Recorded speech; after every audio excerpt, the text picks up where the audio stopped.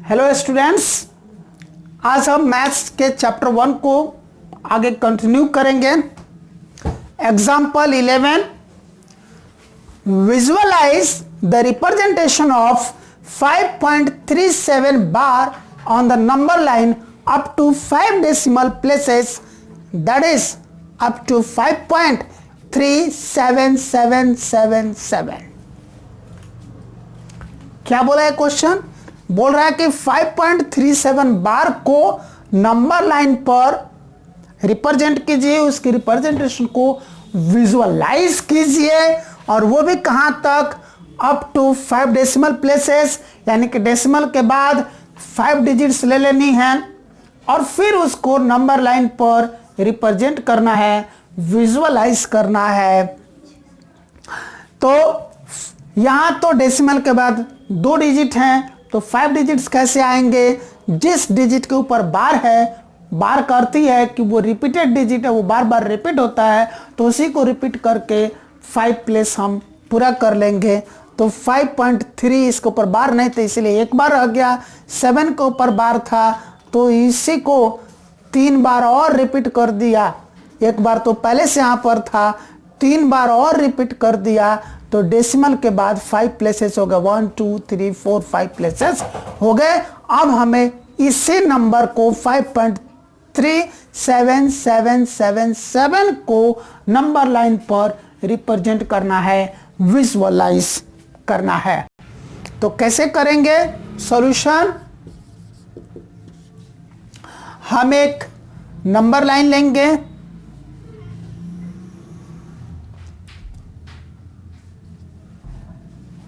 और बड़ा कर सकते हैं। यहां हम 5 से शुरू करना है तो 5 ले लेंगे। इसके बाद इसको हम 10 पार्ट्स में डिवाइड करते हैं। 1 2 3 4, जो 5th पार्ट है थोड़ा बड़ा कर देंगे। 6 7 8 9, 10th पार्ट ये रहा, यहाँ 6 हो जाएगा। कुछ 5 से पहले इसी तरह के पार्ट्स ले लेंगे। 1 2 3 4, और इधर भी ले लेते हैं 1 2 3 4। हमको जो ये नंबर लेना है 5.37777, ये जाहिर सी बात है 5 और 6 के बीच में आएगा, इसीलिए हमने यहाँ 5 ले लिया, यहाँ 6 ले लिया। ये नंबर लाइन का जेरो मार्क के बता रहा है कि इधर भी नंबर्स बढ़ रहे हैं और इधर भी नंबर्स बढ़ रहे हैं। अब हमको चाहिए 5.3। उसके लिए क्या करेंगे? इसके नीचे एक और नंबर लाइन हम बनाते हैं। यहाँ पर एक और नंबर लाइन बनाया, यहाँ हमने लिया एक मेन पार्ट, उसके बाद फिर इसको 10 पार्ट्स में ऐड कर 1 2 3 4 5 6 7 8 9, ये हो गया। इसके बाद भी 4 पार्ट हमने बांटा था, इसके पहले भी 4 पार्ट हमने बांट लिया था। जैसे ऊपर किया था वैसे ही नीचे हम डिवाइड कर लेंगे। अब ये 5 है, 5.1 5.2 5.3 यही रहा। इसी 5.3 को यहाँ नीचे लेकर क्या है, अगर ये 5.3 है तो इसके बाद वाला क्या होगा? 5.4 होगा। यहाँ पर 5.4 नीचे आया है, यहाँ पर क्या आया? ये 5.3, यहाँ क्या आया? 5.4 आ गया। ठीक इसी तरह एक और नंबर लाइन यहाँ हम बनाएंगे नीचे, और जैसे यहाँ पर डिवीजन किया था वैसे यहाँ भी डिवीजन करेंगे हम लोग। 1 2 3 4 5, 1 2 3 4 5, 1 2 3 4 इधर, और 1 2 3 4 इधर। अब हमको चाहिए था 537, है ना? अब 7 कहाँ मिलेगा हमको? ये है 5.3, तो ये क्या होगा? 5.31 5.32 5.33 5.34 5.35 5.36 5.37, ये रहा। ये नीचे उठ करके आएगा 5.37, और इसके बाद जो होगा 5.38 होगा वो यहाँ आ जाएगा। तो ये आया हमारा क्या? 5.37, और ये आया 5.38। अब हम कहाँ तक पहुँच गए? 5.37, यहाँ तक पहुँच गए। अभी और आगे तक जाना है।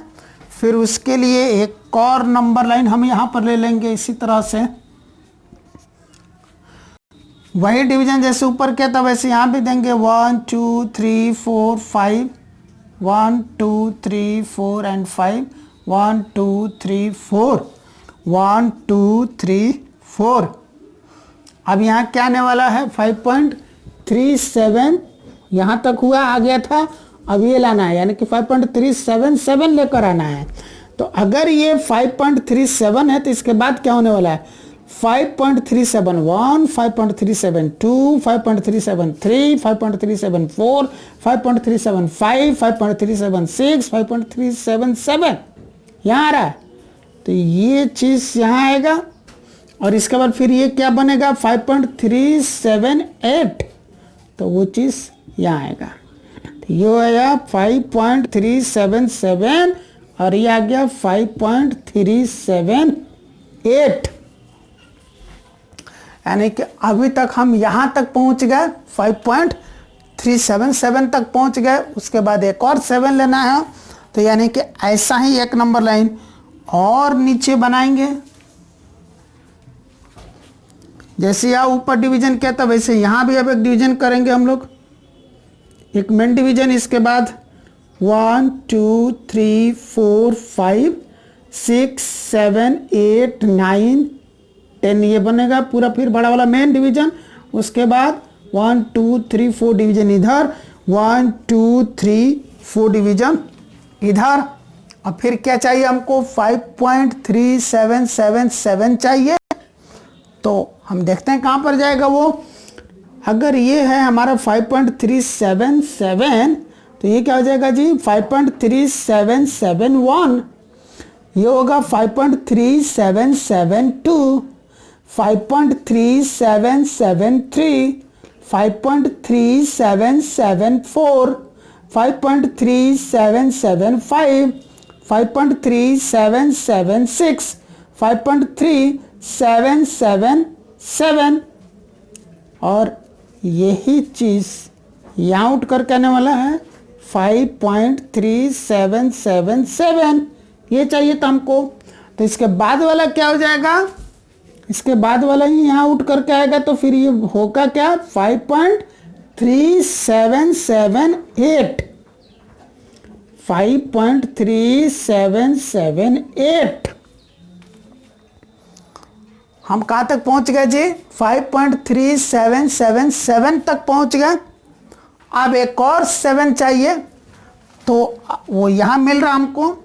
ये क्या हो गया जी 5.37771, 5.37772, 5.37773, 5.37774, 5.37775, 5.37776 और ये रहा हमारा 5.37777, यानी कि जो हमको चाहिए वो ये रहा 5.3777 और 7। That's all. ये आगे नंबर लाइन पे रिप्रेजेंट हो गया, विजुअलाइज हो गया। इसी तरीके से इसको बनाना है, बहुत ही आसान है, खेल जैसा है। मानिए कि एक हम खेल खेल रहे हैं, गेम खेल रहे हैं और खेलिए, क्वेश्चन बनाइए, खेल खेल में बन जाएंगे सारे क्वेश्चन। तो एग्जांपल 1 मैंने बताया, इसी बेसिस पर एक्सरसाइज 1.4 में 2 क्वेश्चन और हैं, उसको आप खुद खेल खेल में प्रैक्टिस करें। अब हम देखते हैं एग्जांपल 12, उसके लिए ये मिटाना पड़ेगा मुझे। एग्जांपल 12 के लिए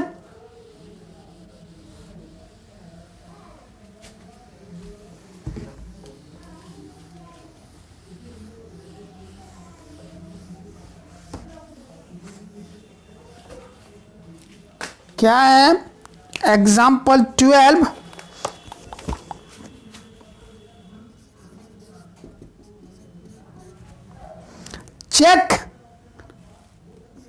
check whether 7√5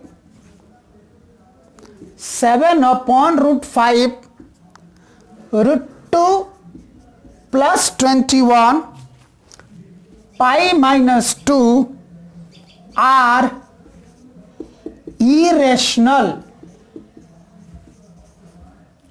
और नॉट। यानी कि हमको क्वेश्चन बोल रहा है चेक करिए कि 7√5 7/√5 √2 + 21 पाई माइनस 2 ये इरेशनल हैं या नहीं है। इनको चेक करने से पहले जिस लॉजिक पर हम इनको चेक करेंगे वो लॉजिक जानना हमारे लिए जरूरी है। तो आइए उस लॉजिक को जानते हैं।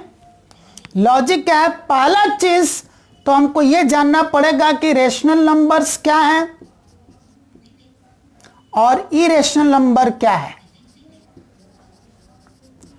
आपको याद हो गया चैप्टर के शुरुआत में मैंने आपको सभी नंबर्स के इंट्रोडक्शन दिए थे, वहां पर बताया था रेशनल नंबर्स वो नंबर्स होते हैं जिनको कि हम P/Q के फॉर्म में लिख सकते हैं, जहां Q नॉट इक्वल टू 0 होगा, यानी कि डिनोमिनेटर में 0 नहीं होना चाहिए। और क्या बताया था?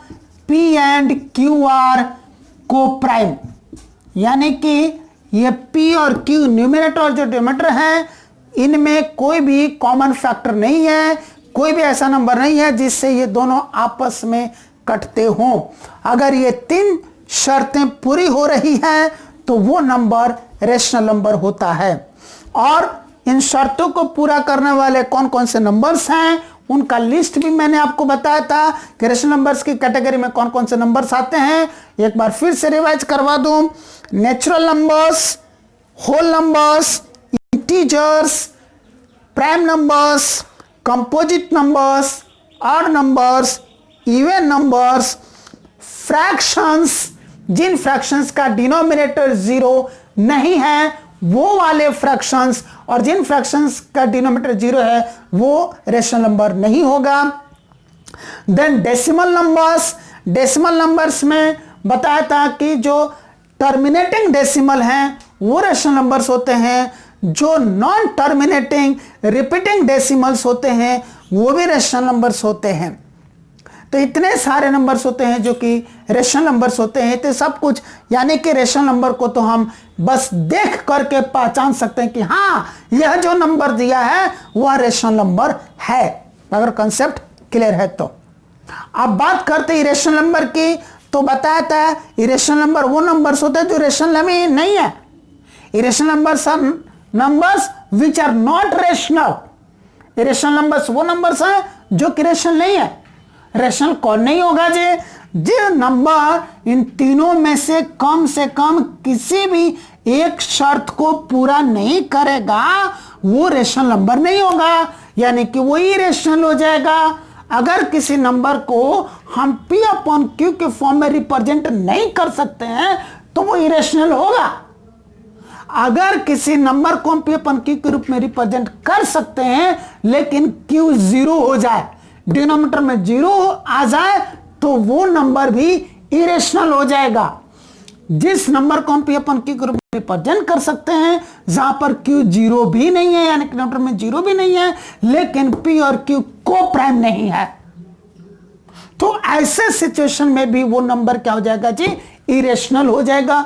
यानी कि जो नंबर रेशनल नहीं है किसी भी कारण से वो इरेशनल है। तो इरेशनल नंबर की कैटेगरी में क्या क्या आ गए? वो सारे के सारे फ्रैक्शंस आ गए जिनका डिनोमिनेटर 0 है, एक तो ये आ गए। दूसरे जो non terminating non repeating decimals हैं, non terminating non repeating decimals हैं वो इरेशनल नंबर होते हैं। और रूट के अंदर कोई भी प्राइम नंबर आ जाए तो वो इरेशनल नंबर होता है, जैसे कि √2, √3, √5, √7, √11, √13, √17, √19 एंड सो ऑन। रूट के अंदर कोई भी एक प्राइम नंबर आ गया तो क्या हो जाएगा जी? इरेशनल नंबर हो जाएगा। और इस कला में जो पाई है जिसका हम लोग मोटे तौर पर मान 22/7 22/7 ले लेते हैं इजी कैलकुलेशन के लिए, या फिर 3.14 ले लेते हैं इजी कैलकुलेशन के लिए, वो सिर्फ हम इजी कैलकुलेशन के लिए लेते हैं। इजी कैलकुलेशन के लिए जो हम पाई इज इक्वल टू 22/7 लेते हैं उसको देख करके डिसाइड नहीं करना है कि ये तो रेशनल नंबर है, या पाई के बदले हम डेसिमल में 3.14 ले लेते हैं इजी कैलकुलेशन के लिए, तो उसको देख करके ये नहीं कहना है कि ये रेशनल नंबर है, वो सिर्फ इजी कैलकुलेशन के लिए लिए गए वैल्यूज हैं। दरअसल पाई का जो वैल्यू होता है वो non terminating non repeating decimal होता है, इसीलिए वह इरेशनल नंबर होता है, तो पाई भी इरेशनल नंबर होता है। तो ये एक कॉन्सेप्ट ध्यान में रखना है कि कौन सा नंबर रेशनल है और कौन सा इरेशनल है, उसको आइडेंटिफाई करना सीखना है। तो उस तरीके से हम यहाँ पर इजीली आइडेंटिफाई कर पा रहे हैं कि 7 रेशनल नंबर है, √5 इरेशनल नंबर है, 7 रेशनल नंबर है, √5 इरेशनल नंबर है, √2 इरेशनल नंबर है, 21 रेशनल नंबर है, पाई इरेशनल नंबर है, 2 रेशनल नंबर है। तो इस तरीके से इसको आइडेंटिफाई करना आना चाहिए, एक लॉजिक है। दूसरा जो लॉजिक है वो ये ध्यान में रखना है कि rational plus rational is equal to rational, rational minus rational is equal to rational, rational into rational is equal to rational, rational divided by rational is equal to rational, then rational plus irrational is equal to irrational, rational minus irrational is equal to irrational, rational multiply irrational is equal to irrational, rational divided by irrational is equal to irrational, irrational plus rational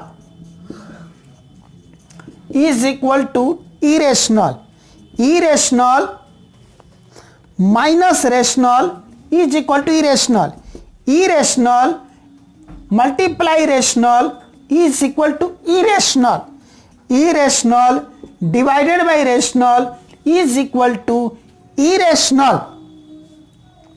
Next, irrational plus irrational is equal to irrational, irrational minus irrational is equal to irrational, irrational multiply irrational is equal to irrational, irrational divided by irrational is equal to irrational. ये logic ध्यान में रखनी है, यानी कि जब हम दो नंबर्स को चाहे प्लस कर रहे हो, चाहे माइनस कर रहे हो, चाहे मल्टीप्लाई कर रहे हो, चाहे डिवाइड कर रहे हो, अगर दोनों के दोनों नंबर्स प्लस होने वाले, सब्ट्रैक्ट होने वाले, मल्टीप्लाई होने वाले, डिवाइड होने वाले, दोनों के दोनों नंबर्स अगर रेशनल नंबर्स हैं तो जो आंसर आएगा वह भी रेशनल नंबर ही होगा।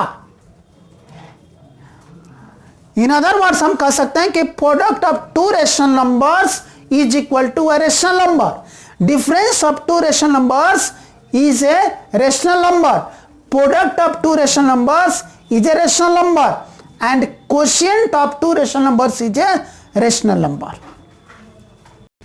एक रेशनल नंबर में जब एक इरेशनल नंबर चाहे हम प्लस करें, चाहे माइनस करें, चाहे मल्टीप्लाई करें, चाहे डिवाइड करें, जो आंसर आएगा वह एक इरेशनल नंबर ही होगा। यानी कि sum of a rational number and irrational number is an irrational number, difference of a rational number and an irrational number is an irrational number, product of a rational number and an irrational number is an irrational number, quotient of a rational number and an irrational number is an irrational number. Similarly, जब एक irrational number में rational number plus करें, चाहे minus करें, चाहे multiply करें, चाहे divide करें, तो जो आंसर आएगा वह इरेशनल नंबर होगा। तो इन अदर वर्ड्स हम कह सकते हैं कि sum of an irrational number and a rational number is an irrational number, difference of an irrational number and a rational number is an irrational number, product of an irrational number and a rational number is an irrational number, quotient of an irrational number and a rational number is an irrational number. Similarly जब एक irrational number में एक दूसरे irrational number को हम plus करते हैं, minus करते हैं, मल्टीप्लाई करते हैं, डिवाइड करते हैं, तो जो आंसर आता है वह भी एक इरेशनल नंबर ही होता है। तो इन अदर वर्ड्स हम कह सकते हैं कि sum of an irrational number, sum of two irrational numbers is an irrational numbers, difference of two irrational numbers is an irrational number, product of two irrational numbers is an irrational number, and quotient of two irrational numbers is an irrational number। इससे logic का एक logic यहां बताया number को identify करने के लिए कौन रेशनल कौन इरेशनल है, और दूसरा यहां पर ये वाला लॉजिक बताया कि किसमें किस क्या प्लस माइनस और मल्टीप्लाई डिवाइड करने से जो आंसर आता है वो कौन सा नंबर होता है। ये दोनों लॉजिक का ही यूज करेंगे हम इस तरह के क्वेश्चंस को सॉल्व करने के लिए। अगर ये लॉजिक क्लियर है तो मैं ये मिटा दूं, रब कर दूं, रब करने के बाद फिर उसका सॉल्यूशन बताऊं मैं, या बिना रब किए मैं बता दे रहा हूं। यहाँ पर स्पेस है, आपको हो सकता है रब करने पर परेशानी हो। चलिए आ जाते हैं हम सॉल्यूशन में। पहला हम पार्ट लेते हैं 7√5, लिखेंगे here 7 is a rational number, है ना, 7 rational number, and √5 is an irrational number. यहां 7 क्या है, एक रेशनल नंबर है, और √5 इरेशनल नंबर है। ये कौन सा लॉजिक यूज किया मैंने, ये डेफिनेशन का आधार पर पहचान लिया कौन रेशनल है और कौन इरेशनल है। इसके बाद अब हम ये दूसरा वाला लॉजिक इसमें लगा रहे हैं। वो क्या लगा रहे हैं, सिंस चूंकि ये दोनों क्या है, दोनों के बीच में कोई साइन नहीं है, 7 और √5 के जो कोई साइन है तो मल्टीप्लाई का साइन है, यानी कि दोनों मल्टीप्लाई हो रहे हैं, और मल्टीप्लाई का जो आंसर है तो क्या कहलाता है, प्रोडक्ट। तो यहां पर क्या लिखेंगे, सिंस प्रोडक्ट ऑफ ए, पहला रेशनल नंबर है, of A rational number and दूसरा का irrational, and irrational number is an irrational number. यही पढ़ाया था ना यहां पर, product of A rational number and N irrational number is an irrational number. वही वाली बात यहां पर लिखा, देयरफॉर चूंकि एक रेशनल नंबर में और इरेशनल नंबर में मल्टीप्लाई करने में जो आंसर आता है वो इरेशनल होता है, तो ये रेशनल नंबर है, इरेशनल नंबर है, दोनों मल्टीप्लाई करके जो आंसर आया 7/5 वो इरेशनल नंबर होगा। Therefore 7/5 is an irrational number. That's all, इतना ही हमको लिखना है, सॉल्यूशन हो गया। इसमें भी यही बात लिखेंगे, here 7 is a rational number and √5 is an irrational number. Since the quotient of a rational number and an irrational number is an irrational number, therefore 7 upon √5 is an irrational number. यहाँ क्या लिखेंगे, here √2 is an irrational number and 21 is a rational number. Since sum of an irrational number and a rational number is an irrational number, therefore √2 plus 21 is an irrational number. इसमें क्या लिखेंगे, here pi is an irrational number and 2 is a rational number. Since difference of an irrational number and a rational number is an irrational number, therefore pi minus √2 is an irrational number. इस तरीके से हम ऐसे questions को checkout कर लेंगे कि वो रेशनल है या नहीं है, इरेशनल है या नहीं है। तो अब इसके बेसिस पर जो भी क्वेश्चंस एक्सरसाइज में है उसको आप खुद प्रैक्टिस करें। कहां पर मिलेंगे इस तरह के क्वेश्चन, एक्सरसाइज 1.5 का क्वेश्चन नंबर 1, इसमें 5 पार्ट दिए गए हैं। इसमें भी आपको क्लासिफाई करना है कि गिवन नंबर्स रेशनल है या इरेशनल नंबर्स हैं। इसी लॉजिक पर उनको सॉल्व करना है। तो आज आप इतना प्रैक्टिस कीजिए। क्या क्या एक्सरसाइज 1.4 दो क्वेश्चन है, उसको आप प्रैक्टिस कीजिए एग्जाम्पल 11 के बेसिस पर। यानी कि सबसे पहले आप एग्जाम्पल 11 प्रैक्टिस कीजिए खूब अच्छी तरह से, फिर एक्सरसाइज 1.4 के क्वेश्चन नंबर 1 और 2 प्रैक्टिस कीजिए उसी बेसिस पे, और फिर उसके बाद आप एग्जाम्पल 12 प्रैक्टिस कीजिए पहले अच्छी तरह से, तब उसके बाद एक्सरसाइज 1.5 का क्वेश्चन नंबर 1 के 5 पार्ट्स को आप प्रैक्टिस कीजिए। Thank you.